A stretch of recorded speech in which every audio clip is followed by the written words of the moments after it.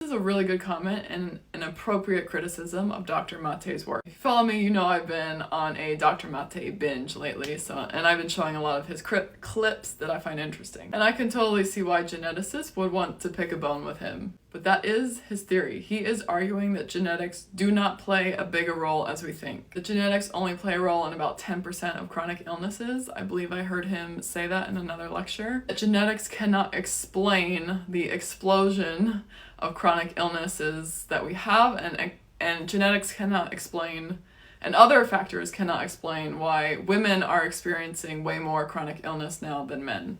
But overall, both men and women are still experiencing like record high levels of numbers of chronic illness. I'm gonna play this clip. In the 1930s, the ratio of men and women with multiple sclerosis was about 1-to-1 or close to 1-to-1.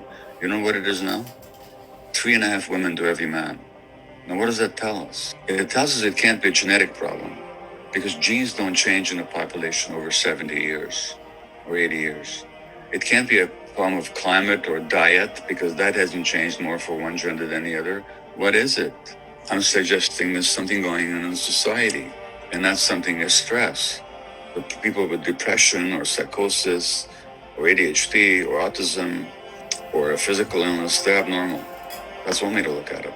But the other way to look at it is that the abnormality is in a society that generates these illnesses, and that these illnesses or these conditions are normal responses to abnormal circumstances. But again, that's an appropriate criticism of his work, and maybe a geneticist could chime in here and say why he's wrong or offer a different type of insight. We keep open minds here, okay? We are all for discussion, new information. Again, I never say that anybody's totally right or totally wrong. Only thing I will say is some people have commented like, oh, Dr. Mate has 0 qualifications. That one did ruffle my feathers a little bit.